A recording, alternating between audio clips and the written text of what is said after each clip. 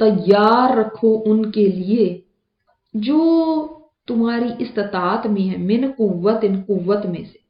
कुव्वत से मुराद यहाँ पे क्या है, पहले वक्तों के अंदर तो देखिए ना कुव्वत क्या थी, तीर थे, तलवारें थी, ये सब जंगी असलहा, ये सब चीजें जो भी ऐसी सवारियां वगैरह थी।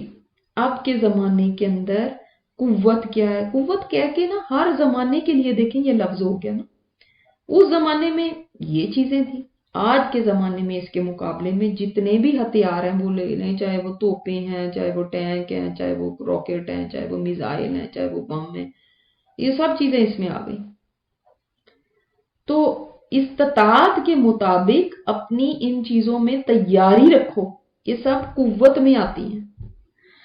वमिर रिबातिल खैल, और बांधने में से घोड़े, घोड़े बंधे हुए घोड़े मतलब क्या, वो घोड़े जो ट्रेन किए हुए सिर्फ इस मकसद के लिए कि वो जंग में हिस्सा लें, जंग के लिए तैयार करता घोड़े, उनसे और कोई काम नहीं लिया जाता, उनके लिए ट्रेनिंग ही यही है जंग की। ऐसे घोड़ों को भी तैयार रखो, ठीक है, यानी तुम अपना असलहा भी, अपनी अफरादी कुव्वत भी, अपनी मैन पावर भी, अपनी जो जंगी साजो सामान है वो भी, सब तुम्हारी तैयारी में चाहिए। मस्तता, तुम जितनी तुम्हारे पास कुव्वत है, इतना ये नहीं कहा गया जितना तुम्हारे दुश्मन के पास है उतना ही तुम भी रखो, नहीं, जितनी तुम्हारी ताकत है, जितना तुमसे हो सकता है उसको जमा करके रखो। ऐसे नहीं है कि कोई तैयारी नहीं हो, नहीं नहीं हमारा तो तवक्कल बस अल्लाह के ऊपर है और हम तो बस अल्लाह ही हमारी मदद करेगा, हमें तो कोई जरूरत ही नहीं किसी।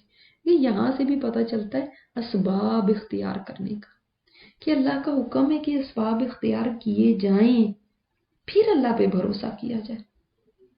तो कुव्वत भी और सवारी भी। सवारी अब उस वक्त के अंदर तो घोड़ा एक सवारी था, और बल्कि आप सल्लल्लाहु अलैहि वसल्लम ने फरमाया कि घोड़ों की पेशानी में अल्लाह ताला ने क़यामत तक के लिए खैर बांध दी है, यानी क़यामत तक के लिए घोड़े जब भी पाले जाएंगे उसके में खैर ही होगी।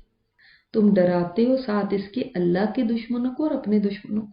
तो पता है फसादी लोग हर जगह होते हैं, फसादी नेशंस भी होते हैं, तो जो भी अमनो अमान को तोड़ना चाहें, जंगे करना चाहें, वो डर के रहेंगे फिर कि नहीं भाई इनके पास तो बड़ी तैयारी है, इनके पास तो बड़ा है, इनकी तो फौजें बहुत तेज हैं, इनके पास तो बड़ा असलहा है, इनका हम मुकाबला नहीं कर सकते, तो वो फिर उनको छेड़ते ही नहीं। आप देख लें आज भी दुनिया के अंदर जो बड़ी बड़ी पावर्स हैं उनके साथ कोई टकराने से ही डरते हैं।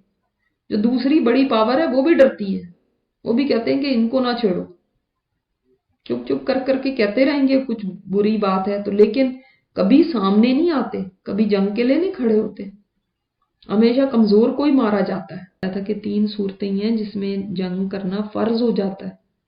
जब कोई आपके ऊपर जुल्म करे, कोई आपके साथ ज्यादती करे, तो फिर अब तो कोई चॉइस ही नहीं है, जाहिर बात है फिर तो लड़ना ही है।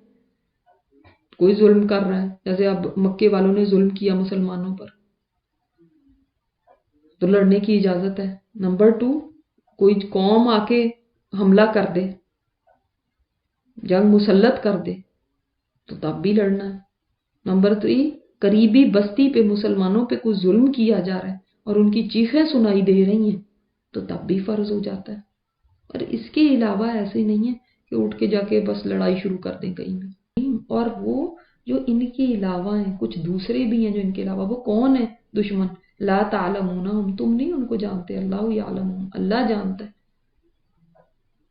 अल्लाह ताला तुम्हारे दुश्मनों को जानता है। हम बाज दफा नहीं जानते कौन दिल में दुश्मनी लेके बैठा हुआ है, लेकिन हमारा रब जानता है और वही सेव करने वाला है।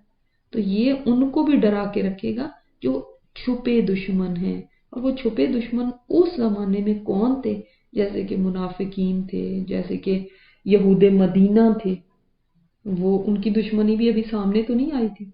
जैसे रूमी थे, ईरानी थे, ये ताकतें थी बड़ी बड़ी जो अभी नहीं सामने आई थी, बाद में आएंगी।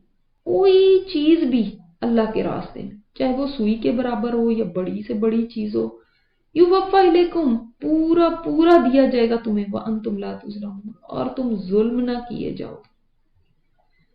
یعنی اگر اس راستے میں سپینڈ کرنا پڑتا ہے، ظاہر ہے تو پھر وہ کیسے سپینڈ کریں، کیوں سپینڈ کریں، یہ اس تیاری کے لیے بھی سپینڈ کرنا پڑے گا نا، تو یہ اس کو اللہ تعالیٰ فی سبیل اللہ قرار دیتا ہے، اس کا پورا پورا بدلہ دیا جائے گا۔ اور آج کے وقت میں اگر کوئی جنگ نہیں ہو رہی تو فی سبیل اللہ میں جو کچھ بھی آ جاتا ہے، جنگ کا ہی نہیں صرف، بلکہ کوئی بھی کام، جیسے علم حاصل کرنا اللہ کے دین کا، اس میں بھی جو اس راستے پہ چلتا ہے وہ فی سبیل اللہ ہے۔ آج آپ کسی کی مدد کے لیے جاتے ہیں جو خالصتاً صرف اللہ کو راضی کرنے کے لیے، وہ فی سبیل اللہ ہے۔ اب اس راستے کے اندر آپ کی گاڑی کا پیٹرول بھی خرچ ہوتا ہے، گاڑی کی مینٹیننس بھی آئے گی، کوئی انشورنس بھی ہوگی، کوئی کچھ بھی ہوگا، وہ سب فی سبیل اللہ شمار ہوگا، جتنا آپ اس گاڑی سے اللہ کے راستے کا کام لیتے ہیں۔ اب ہمیں کتنی پھر یہ وہ ہو جاتی نا، تنگی ہوتی ہے کہ میں ہی اپنی گاڑی کیوں استعمال کروں، میں ہی یہ خرچہ کیوں کروں، میرا بھی تو اتنا پیٹرول لگتا ہے، تو یہ بھی کیا کریں۔ لیکن آپ یہ نہیں سوچتے کہ جب آپ کی گاڑی مسجد کی طرف جا رہی ہے، یا کچھ علم سیکھنے کی طرف جا رہی ہے، یا کسی کو لے کر جا رہی ہے اس راستے کے لیے، یا آپ کسی کی مدد کے لیے نکلی ہیں، وہ جو آپ کی گاڑی کا خرچ آئے گا اس سفر کے لیے، وہ سارا اللہ کے راستے میں ہے، اور اس کا پورا پورا بدلہ دیا جائے گا، اور تم پہ ظلم نہیں کیا جائے گا۔ یاد رکھیے قیامت کے دن مثقال ذرۃ، ذرے کے برابر، ذرے کی ویٹ کے برابر بھی نیکی تولی جائے گی۔ تو آپ کیا سوچتے ہیں کہ یہ پیٹرول ڈالنا، یہ انشورنس ہے، یہ مینٹیننس ہے، یہ تو بڑی چیزیں ہیں، ذرے کے برابر بھی تولی جائے گی۔ اللہ تعالیٰ سے یہ نہ کبھی سمجھیے گا کہ اللہ تعالیٰ کو پتہ نہیں، یہ تو شاید ایسے ہی اڑی جائے، یہ کون سی بڑی نیکی ہے، یہ تو چھوٹی سی چیز ہے، اس کا کہاں کچھ ملنا ہے مجھے۔ نہیں، یوفا الیکم وانتم لا تظلمون، تم فکر نہ کرو، کوئی تم پہ ظلم نہیں کیا جائے گا۔ وَإِن جَنَحُوا لِلسَّلْمِ فَاجْنَحْ لَهَا، اب اتنا پیارا ایک اصول بتایا جا رہا ہے کہ اگر وہ مائل ہوں سلامتی کی طرف، اگر وہ یعنی جنگ کے دوران وہ کہتے ہیں کہ اب ہم صلح کرنا چاہتے ہیں، صلح کا لفظ نہیں یہاں پہ استعمال ہوا، سلامتی کا ہوا، پیس چاہتے ہیں، سلامتی چاہتے ہیں، تو تم بھی مائل ہو جاؤ اس طرف۔ وہ لڑائی نہیں کرنا چاہتے، یعنی اس سے پتہ چلتا ہے کہ دیکھیں اسلام کتنا امن پسند ہے، کہ لڑائی شروع ہو گئی ہے، این جنگ ہے، اس وقت دوسرا جو آپ کا دشمن ہے اس کو خیال آ گیا کہ چلو ہم صلح کیوں نہ کر لیں، چاہے وہ کسی وجہ سے بھی آ گیا، چاہے آپ سمجھتے ہیں کہ اچھا اب اس لیے کہہ رہا ہے کیونکہ اب اس کو پتا ہے کہ میں نے ہار جانا ہے، تو اب اس لیے کہہ رہا ہے، اس خوف سے کہہ رہا ہے، اب وہ صلح کی طرف ہاتھ بڑھاتا ہے، اور بھلے آپ کا پلڑا بھاری ہے اس طرف، بھلے آپ کو لگ رہا ہے کہ ہم نے تو جیت ہی جانا ہے، اب آنے کا کیا فائدہ، بھلے اب جنگ شروع ہو چکی ہے، لیکن آپ کی طرف وہ صلح کا پیغام ڈالتا ہے تو آپ صلح کر لیں، اللہ پہ بھروسہ کرو۔ یعنی یہ کوئی خیال آ ہی جائے نا، اور آئے گا ضرور کہ لو اب ہم میرے ساتھ جنگ بندی کی بات کر رہے ہیں، اب صلح چاہ رہے ہیں، اب ایسے چاہ رہے ہیں، تو یہ کیا بات ہوئی، انہوں نے پیچھے جا کے دیکھنا کیا کرنا ہے، اس میں بھی سازش ہے ان کی، تو وہ سازش کا خیال آئے بھی نا، توکل اللہ، اللہ پہ بھروسہ رکھے، صلح کر لیں اللہ کے بھروسے پہ، انہ هو السمیع العلیم، وہ سننے والا بھی ہے، وہ جاننے والا بھی، اللہ کو پتہ ہے جو وہ کہہ رہے ہیں اور جو ان کے ارادے ہیں اور جو ان کی باتیں ہیں، پھر بھی وہ تمہیں کہتا ہے کہ تم پھر بھی صلح کر لو۔ ان یریدوا، اگر وہ چاہیں، ان یخدعوک، کہ وہ دھوکہ دے تجھ کو، فإن حسبک اللہ، تو آپ کے لیے اللہ کافی ہے۔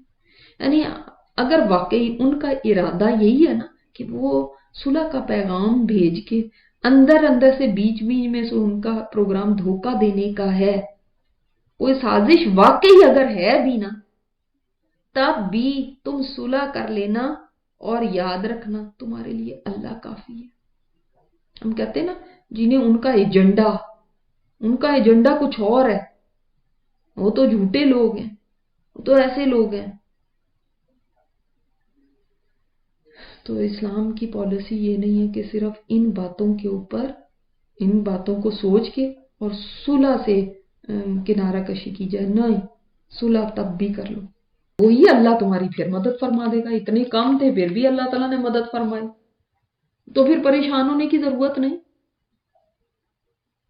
مسلمان کے لیے تو جب وہ لڑتا ہے تو یا تو فتح ہے یا شہادت ہے، بیچ کی کوئی چیز نہیں ہے. تو پھر اس کو اتنی پرواہ نہیں رہتی کہ ہائے یہ نہ ہو جائے، وہ نہ ہو جائے، ویسے نہ ہو جائے. دونوں صورتوں میں اس کے لیے اجر ہی اجر ہے. اسی وجہ سے منع کیا گیا کہ صلح کی درخواست بھی آپ نے نہیں کرنی، آپ نے انیشیٹ نہیں کرنا. وہ کریں گے تو ٹھیک، اللہ تمہارے ساتھ ہے. وَأَلَّفَ بَيْنَ قُلُوبِهِمْ، اور الفت ڈال دی ان کے دلوں کے درمیان. اللہ تعالیٰ نے ایسی قوم جو دیکھیں سبحان اللہ، ان انصار کی بات ہو رہی ہے کہ یہ انصار مدینہ جو تھے 120 سال تک انہوں نے جنگ بعاث لڑی تھی. 120 سال، can you imagine, more than a century یہ لڑتے ہی رہے تھے، جس میں ان کی کئی نسلیں مر کھپ گئی تھی.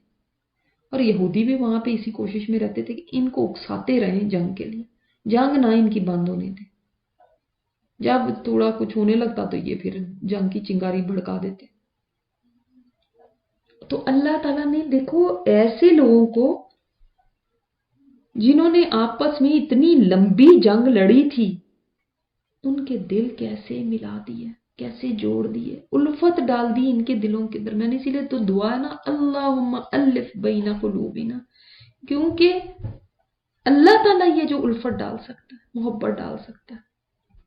دیکھو پھر آپ یہ امیجن کریں کہ ایک وہ لوگ آئے ہیں مدینہ جن کے ساتھ نہ یہ کبھی ملے، نہ ان کے ساتھ ان کی کوئی دوستیاں، نہ ان کے ساتھ کوئی تعلق واسطہ، کوئی رشتہ داری نہیں ہے، کوئی کچھ نہیں، رشتہ داروں کو نہیں کوئی اپنے گھر میں رکھتا. تو کہاں یہ کہ بالکل اجنبی لوگ آ گئے ہیں لیکن ان کے ساتھ صرف ایمان کا رشتہ ہے. تو دیکھو کیسے انہوں نے دل کھول دیے، کیسے انہوں نے ان کو اپنے گھر میں اکوموڈیٹ کیا. نہ صرف گھر کھول دیا، اپنے کام کاروبار، اپنے ہر چیز ان کے سامنے رکھ دی کہ آپ ہمارے ساتھ اس میں شریک ہو جائیں. ایک فیملی بھی آپ کے گھر اضافی آ جاتی تو آپ کہتے ہیں ہم تنگ ہو رہے ہیں. اے نبی آپ کے لیے اللہ کافی ہے، آپ پریشان نہ ہوں. یہ سب اللہ تعالیٰ کے احسانات ہیں نا. میں نے آپ کو بتایا تھا کہ اللہ تعالیٰ اپنے احسانات یاد دلا رہا ہے کہ اے نبی آپ کے لیے اللہ کافی ہے. آپ غمگین نہ ہوں کہ آپ کی قوم قریش آپ کا ساتھ نہیں دیتے، یا جو اسلام کا لبادہ پہن کے اور منافق ہیں یہ کیوں ایسا کر رہے ہیں. نہیں، آپ کو دیکھیں کتنی پازیٹیو سوچ دی گئی کہ ان سب کو چھوڑیں، آپ کے لیے تو اللہ کافی ہے. ایسا وقت جب انسان کا غم کا ہو، پریشانی کا ہو، مشکل کا ہو، اس وقت یہی بات سوچنی چاہیے کہ مجھے سارے بھی چھوڑ جائیں، فلاں نے میرے سائیڈ لی، فلاں نے میرے ساتھ ایسا کر دیا، دیکھو فلاں وقت میں فلاں نہیں میرے کام آیا.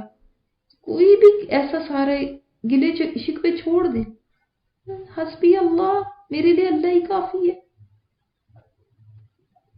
خاص طور پہ دین کی وجہ سے اگر آپ کو کوئی چھوڑ رہا ہے نا، اور دین کی وجہ سے آپ سے کوئی دور ہو رہا ہے، تو پھر بالکل فکر نہ کریں، کیونکہ اللہ تعالیٰ کافی ہے. وہ بھی اللہ کافی ہے جنہوں نے آپ کا اتباع کیا ایمان والوں میں سے، ان کے لیے بھی اللہ ہی کافی ہے. یعنی تمام ایمان والوں کے لیے رہتی دنیا تک ایک خوشخبری ہو گئی. صحابہ کے لیے تو ہے ہی ہے، جو بھی آپ صلی اللہ علیہ وسلم کے فٹ سٹیپس کو فالو کرے گا، ان کے راستے پہ چلے گا ایمان والوں میں سے، اس کے لیے اللہ ہی کافی ہو جائے گا. ایک یہ معنی ہے اس کا. اور ایک اور اس کا معنی ہے یا ایھا النبی، اے نبی صلی اللہ علیہ وسلم، حسبک اللہ، آپ کے لیے اللہ کافی ہے. اور کس کے لیے اللہ کافی ہے؟ وَمَنِ اتَّبَعَكَ مِنَ الْمُؤْمِنِينَ. اور نہیں سوری، یہ والا تو پہلے ہو گیا معنی. دوسرا معنی ہے کہ وَمَنِ اتَّبَعَكَ مِنَ الْمُؤْمِنِينَ، آپ کے لیے اللہ کافی ہے اور وہ لوگ کافی ہیں جو آپ کا اتباع کرتے ہیں مومنوں میں سے. یعنی مخلص آپ کے جو یہ مومن ساتھی ہیں، جو آپ کے راستے پہ چلنے والے ہیں، یہ بھی آپ کے لیے کافی ہیں. یعنی اللہ تعالیٰ تو ہے ہی آپ کے لیے. مگر کبھی انسان کو ہوتا ہے نا کہ دنیا میں میرے لیے کوئی نظر آنے والی کوئی چیز ہو، کوئی فزیکلی مجھے کچھ نظر آئے، کسی کی ہیلپ، تو آپ کے تو یہ ساتھی ہیں، جو مخلص ساتھی اللہ نے آپ کو دے دیے، یہ آپ کے لیے کافی ہیں۔ آپ نہ ان کی پرواہ کریں گے، یہ جو کافر ہیں، یہ جو قریش ہیں، جو آپ کا اپنا خاندان ہے، یہ کیوں آپ کے ساتھ ایسے کر رہے ہیں؟ اور واقعی جو ایمان والے ہوتے ہیں وہ ایمان والوں کے ساتھی ہوتے ہیں، اور یہ ساتھ بڑا ہی مخلص ساتھ ہوتا ہے۔ یہ محبت بڑی ہی پیاری محبت ہوتی ہے، کیونکہ یہ کسی بھی لالچ کے ساتھ نہیں ہوتی، یہ اس سے اوپر اٹھ کے ہوتی، یہ اللہ کی خاطر ہوتی ہے۔ اور یہ وہ محبت نہیں ہے جو چیزوں کے چلے جانے سے، دولت کے، جاب لیس ہونے کے، یا کسی اور مصیبت کے آنے کی وجہ سے کوئی چھوڑ کے چلا جائے، یہ وہ محبت نہیں ہوتی، یہ وہ ساتھ نہیں ہوتا۔ یہ وہ ساتھ ہوتا ہے جو مرتے دم تک ساتھ ہوتا ہے، یہ وہ محبت اور ساتھ ہوتا ہے کہ مرنے کے بعد بھی وہ جو اللہ کی خاطر محبت کرنے والے ہیں وہ دعائیں دیتے رہتے ہیں۔